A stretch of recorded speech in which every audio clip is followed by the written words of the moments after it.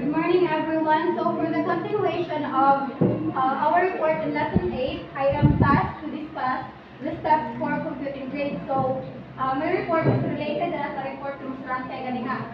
So, the step 1 is get the total score for each component. So, di-discuss naman ni Ms. Roque na ang component is mo na ang masihan sa teacher which is written work, performance task, o quarterly assessment. Ang kanyang written work is mo na itong gitawag na kanang mga quizzes, quiz 1, quiz number 2, quiz number 3, mga isda.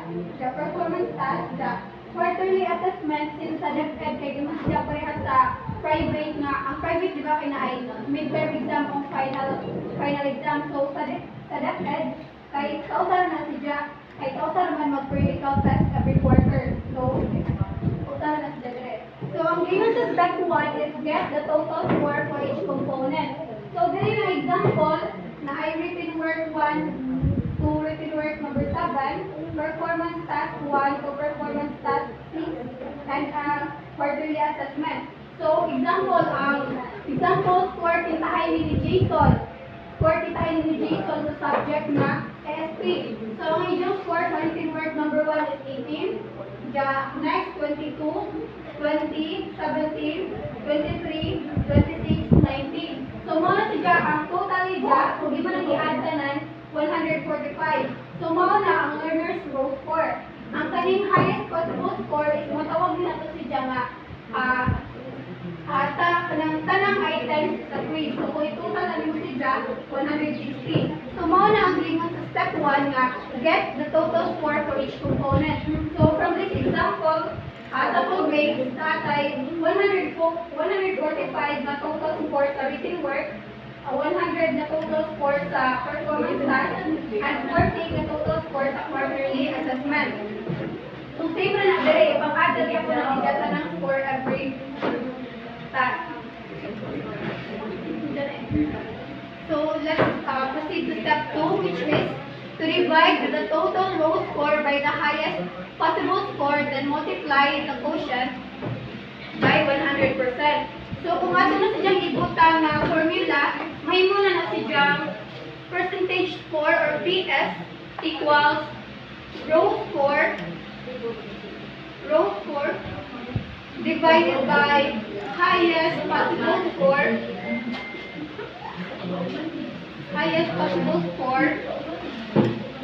times 100%. So, from this example, in written work, pila man ang row score sa student? 145. Very good. So, 145. So, we have 145 Over row score 160. Very good. 160 times 100%. 100. So, 145 divided by 160. So, natay 0.90625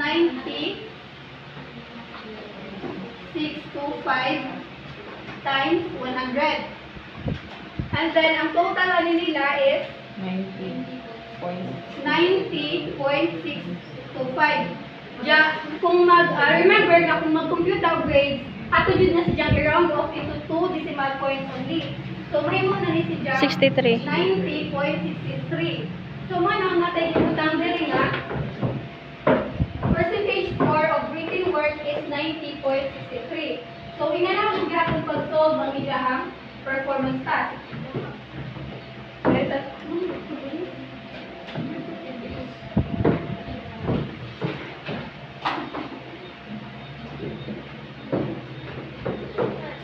So, nag-gets na ni diri katong example ang performance task. So, pila ang row score sa performance task na nadira? 100. 100 over highest possible score. 120 120 times 100. Hapon, kay mo man ang formula. Nga, 100 divided by 120 equals 0.8333. Repeating decimals na nasa dyan, 3333 nga na nasa dyan, times 100. 83. So, 0.833 repeating decimals times 100 equals 83.333 repeating decimals. Gapon na siya 33. Again, kaya ito mang i-round off, so natay. 83.33. Yes, very good. 33, kaya di mo na siya ma-add 1. So, mga nang ay nakabutang dali nga, percentage score of performance task is 83.33. So, nag-gets ra ang formula. Yeah. Yes. So, can I have one nga solve sa percentage score sa quarterly assessment? Ako na. Oh. Miss Candide. Ako? Ako na yung puli kay diri. So, the formula of getting the percentage score is PS equals raw score over highest possible score times 100. So, the quarterly assessment is 40 and raw score over 50. So, 40 divided by 50 is 0.8 times 100 was 80. So, the percentage score of quarterly assessment is 80. So, very good na gets ni Miss Cañete. Wow. Kung ba nakagets? Congrats. Any questions sa step 2? Wa? Wa? Kayo mo proceed to step 3. Wa na ma'am. Here you go. Step 3. So, step 3 is to convert percentage scores to weighted scores, which is, you will get that by multiplying the percentage score by the weight of the component indicated in table 4 and table 5. Ipakita lahat. Coverage ng table 4. So, kung ibutangan na ito o formula, mahimo ng weighted score or WS equals percentage score or PS. Gray minimalist. IO times then divide. Hindi ko nga sa'yo. Gray minimalist.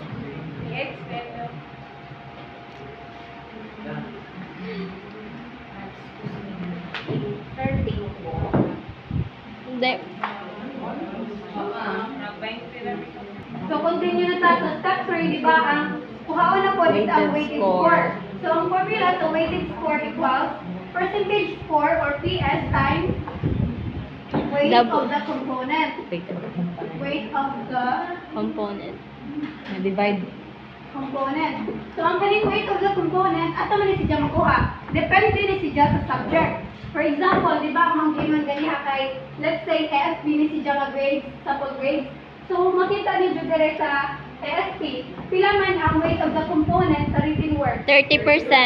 So, 30% ang sa written work.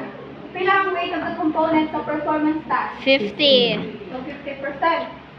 Nya, ang sa quarterly assessment, 20. percent. Very good. So, kailangan na-solve na ito ang weighted score or WS.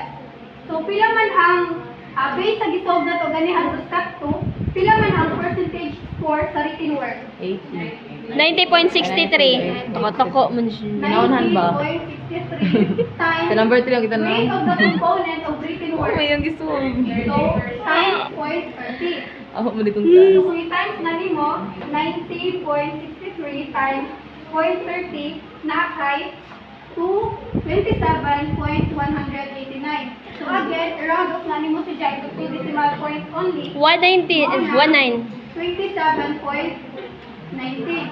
So muna ibutang diri nga, weighted score of written work is 27.19. Ay, mali. Maga. Kung pag-solve sa weighted score sa performance task. Uy, wapa. Pila na nito ang weighted score equals percentage score Yun sa- times weight of the component. So pila Ang weighted percentage score score. sa performance task? 9 times Ganiha ito. pa to. Tanawa o tao. 90 points. So, Ay, wama din naman. Times. 83.33 times pila ang weight of the component sa performance task? So 0.50. Ay, 0.15. So kung i-times mo na to, Okay, 50% na ito. 83 Kasi mag- times 0.50 na tayo 41.665. And in-round off, Sa Jun Robadjo. 41.67. 6, 7. Very good. So mga na natay nakabutang diri ka. Weighted score of performance task is 41.67. So, can I have someone na po nga mag Ako na po di ko nagpupuan dito. Kay monster ko. Dikit. Ako, 80 times. Miss Kalidawan? Aman. weighted score sa quarterly assessment. Go kalinawan. Gara-gara na pod. Sila sa lipod.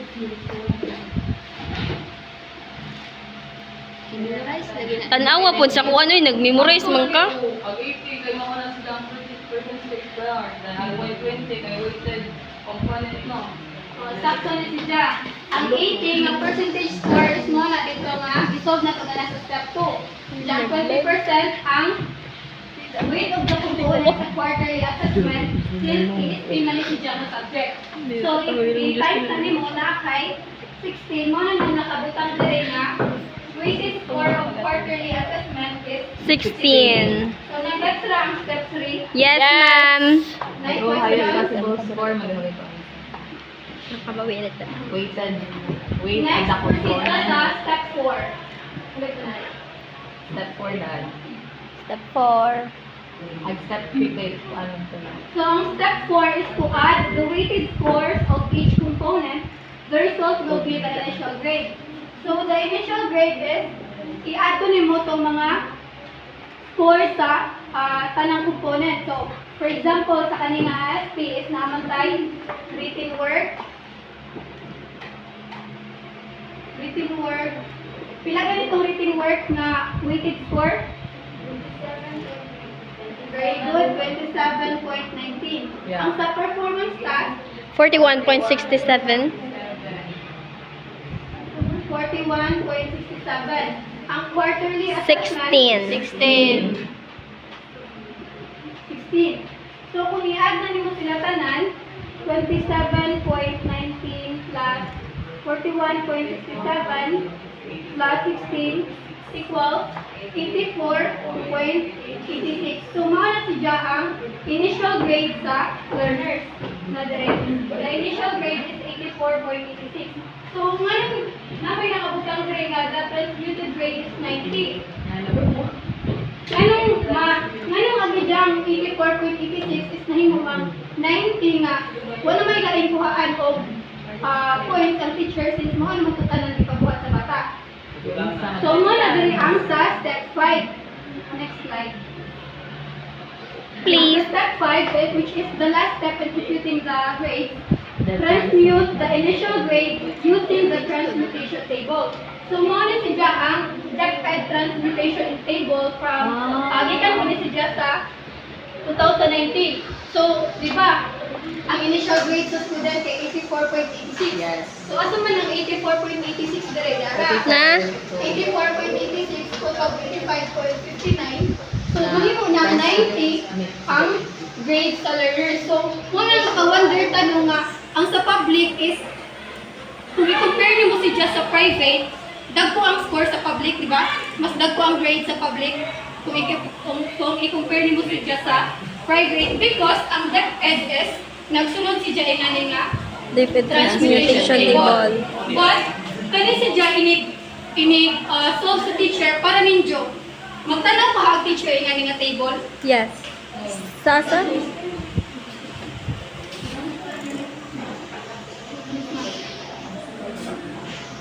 Go! So, mga tanang balik, para rin jo, mag-grade ang teachers aning sa DepEd. Magtanaw pa ka sila aning nga table since mo niya gingon sa DepEd nga i-transmute ang grade sa student. Yes, of course. Depende why. Siguro, may So, morning, nag-wonder po kay kanang pa po kay bawa na pag-report na nahok. So, ang gi-contact ang usa sa ang gi-contact ang favorite teacher sa high school ito nga, Sir, ingani di pag-i-apprend yung way sa pag-grade sa student hangtod karon since 2019 pa man siya. So, hindi gitubag na ho, mao na dai pero dili na ni magtan-aw sa table. Since ang ilahang kuan automatic na. So, nag-search ko sa YouTube, kung nga, kung sa isang gimin sa automatic. So, ang ilagay ka lang sa Excel, ibalik mo dito formula, i-edit rin mo ang kasi dyan nga number sa student. So, automatic na yung grade. So, nunit na sila magtanawan ng table. So, since kita kay basically, appealing sir, exam na to, ang ipakita ko kung saan pag-solve aning transmuted grade without pagtanaw na sa table. So, example, kay kaneng initial grade niya 84.86. 6. So, kinauhan, atong tanawon ang initial grade if passing ba si siya or kanang passing ba si siya Fail. or failing score. So, ang atong basihan, if passing score si siya, 60 above. If kanang failing score si siya, 60 below. So, since 84.86 Is man, passing. passing score, ang atong sundon is, ano eh,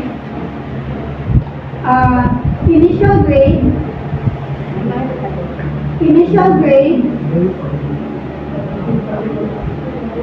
minus 60 divided by 1.6 plus 75 this is dire. So ato nang i-solve. So ang initial grade kay di ba Kato, 84.86 84.86 over minus 1.6 60 over 1.6 oh, plus 75 So 84.86 minus minus 60 60, we have 24.86 divided by 1.6 plus 75. 24.86 divided by 1.6 natay 15.5375 plus plus 75. Plus 75. So, ang total score na is 90.5375. So, muna si ang final grade sa student. So, di ba nakabantay mo ang nakabutang the transmitted grade is 90 because i-round off ninyo si ang giingon nga round the result to a whole number by rounding it down. So, ito may kasabutan ng rounding it down. So, dili ka mag-base. Di na mo ilabot ng decimal point. Bisan pag 5, 6, 7, 8, 9, di na mo laboton. So, di na siya mahimong 91, di na siya maalan ng 1. So, 90 na dyan mo, nakabutang dira, the transmitted grade is 90. So, mag-try taon. So, di ba sakto si Jadria sa table? 90. So, mag-try taon solve of failing grade. Failing grade. Ang sa failing grade, lahi po ang ijahang formula. So, ang giingon, divide the initial grade by 4. So, the initial grade divided by 4 plus 60. So, for example, ang grade dito ay sa student kay, let's say, 57.53. So, 57.53 divided by 4 plus 60. 57.53 divided by 4. So, nakay 14.3825 plus 60 equals 74.3825 at round down na nyo si Jack. So 74 ang transmitted grade sa student. So panahon na po din sa table kung sakto ba? 57.53. So diba sakto?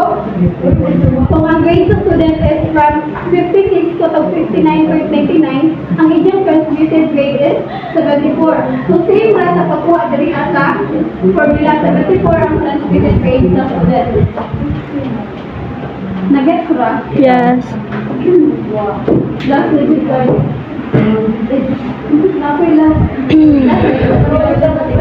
So, for MAPE, since kaibawan ta nga ang MAPE, for si Jadiba Music, PE, Art, o Health. So, individual grades are given to each area, namely music, arts, physical education, and health. The quarterly grade for MAPE is the average of the quarterly grades in the 4 areas. So, kung i-compare nito sila sa laing subject, pareha ng ASP, di ba ako sa siya, ang sa MAPE, mag-add pa ka sa upat ka subject area which is, for example, may nang tanga, ang ijahang music kay 92, plus ang ijahang arts kay 95, plus ang ijahang physical education kay 93, plus health kay 94 kitahay. So, So, i-add na mo ka na, divided by 4, 22 plus 95 plus 93, 94. 94 equals 374 Divided by 4. divided by 4. So, 93.5 ang initial grade sa student. So, kung ano mo na grade sa 93. presentation table, 93.95. So, mahupit lang nga, 96. Mga nasa na ang report. That's all. Any questions? Any questions?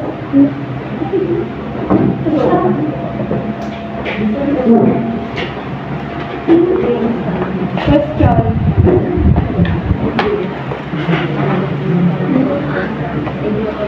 Sige na guys, kami ni Udto na ta.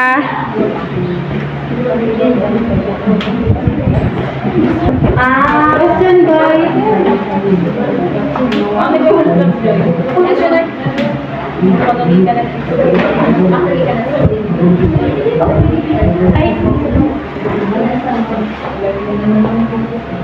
Asa ka na lagi ka ng 60?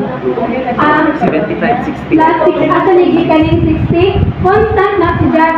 Basta pwedeng grade ganit ang initial grade sa student. 60. Mo yung sundo ng formula. Ang kaning 60, since constant na si Jack, dili na nangusog. Same ra So, ba? if passing, Jack. number is 75. O, ang passing, 75 si Jack. Initial grade, Constant ra Mas na Basta, to, kuan, ang sa 1.6. passing, initial grade minus 60 divided by 1.6. Jack plus 75. Constant lagi ako itong 75. Dili na si Jack also. Okay na. Thank you.